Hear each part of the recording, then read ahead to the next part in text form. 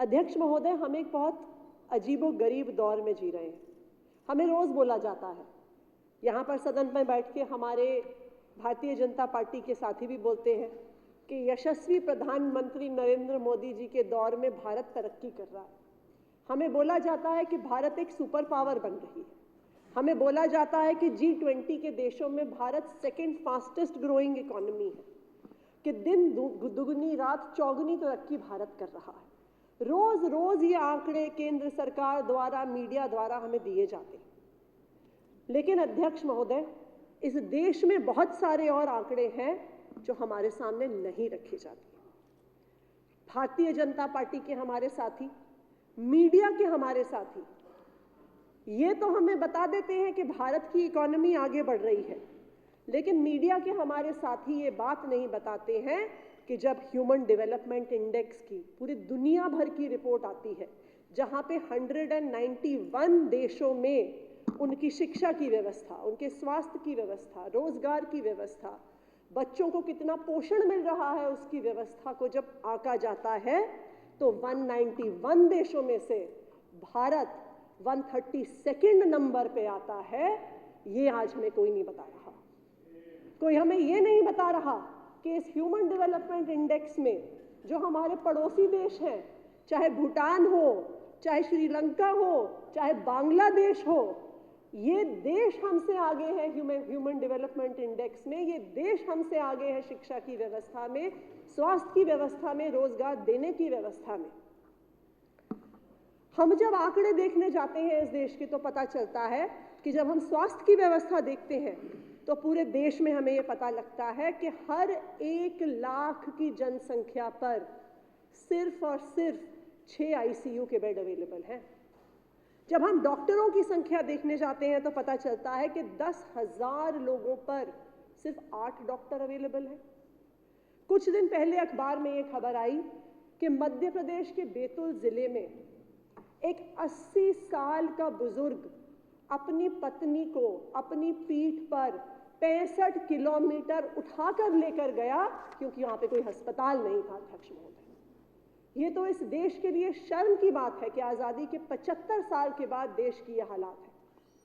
हम शिक्षा की व्यवस्था देखने जाते हैं तो पता चलता है कि हर साल एक असर रिपोर्ट आती है जो बताती है कि देश में 50% 5वीं में पढ़ने वाले बच्चे पढ़ना लिखना नहीं जानते।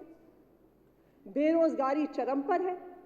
जब कोई भी सरकार एक PN की, एक पोस्ट मास्टर की नौकरी निकालती है, 100 नौकरियों के लिए 10,000 एप्लीकेशंस आती हैं। कोई BTech है, कोई PhD है, कोई BCom है, कोई MCom है।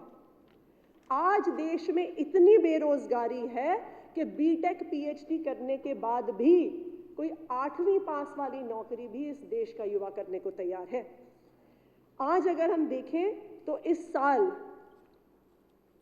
आंकड़े ये बता रहे हैं कि पहले क्वार्टर में इस देश में 5 करोड़ लोग बेरोजगार हैं। आज हमारी बेरोजगारी, हमारे युवाओं की बेरोजगारी 30% पे है। पोषण की बात देखने जाते हैं तो दुनिया में एक ग्लोबल हंगर इंडेक्स निकल के आता है। हम सोचते हैं कि हमारा भारत देश रिकॉर्ड फूड प्रोडक्शन करता है। हर साल 30,000 करोड़ टन से ज़्यादा खाना हमारे देश में पैदा होता है, लेकिन आज भी 22 करोड़ से ज़्यादा भारतीय लोग कुपोषित हैं। हम दुनिया में 116 में से 101वें नंबर में है। ये 75 साल की आज़ादी के बाद शर्म की बात है अध्यक्ष महोदय। तो सवाल ये है कि अगर एक तरफ देश की इकोनॉमी बढ़ रही है, G20 में हम फास्टेस्ट ग्रोइंग इकोनॉमी है, यशस्वी प्रधानमंत्री नरेंद्र मोदी जी के नेतृत्व में भारत सुपर पावर बन रहा है, तो ये सब कुछ जा कहाँ रहा है? अगर लोगों के पास शिक्षा नहीं है, स्वास्थ्य नहीं है, रोजगार नहीं है, खाना नहीं है, अस्पताल का बेड नहीं है, डॉक्टर नहीं है, तो फिर ये देश का पैसा जा कहाँ रहा है? इस सवाल का जवाब हिंडनबर्ग रिपोर्ट ने हमें दे दिया है कि इस देश का सारा पैसा जा कहाँ पे रहा है। अध्यक्ष महोदय, जब 2014 में नरेंद्र मोदी जी प्रधानमंत्री बने थे, तब गौतम अडानी जी की टोटल नेटवर्थ 60,000 करोड़ थी।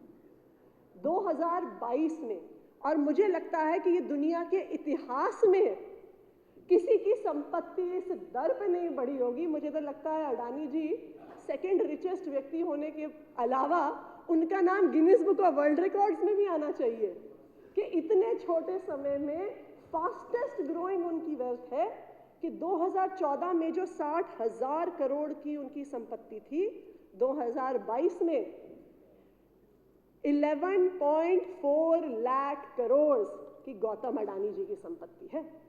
अब समझ में आता है कि ये जो फास्टेस्ट ग्रोइंग इकोनॉमी है, इसका पैसा जा कहां पे रहा है। अध्यक्ष महोदय, हमारे प्रधानमंत्री जी देश में, दुनिया में, संसद में कहते हैं कि हम भ्रष्टाचार के खिलाफ लड़ाई लड़ेंगे, लेकिन जब अडानी ग्रुप ऑफ इंडस्ट्रीज में मॉरिशस की 6 शेल कंपनियां, जो एक पते पर सारी कंपनियां रजिस्टर्ड हैं, जिसके एम्प्लॉइज का कोई अता पता नहीं है, जब वो 6 कंपनियां एक एड्रेस से अडानी ग्रुप ऑफ इंडस्ट्रीज में 42,000 करोड़ रुपए का इन्वेस्टमेंट करते हैं, तो तब भ्रष्टाचार के खिलाफ लड़ाई खत्म हो जाती है।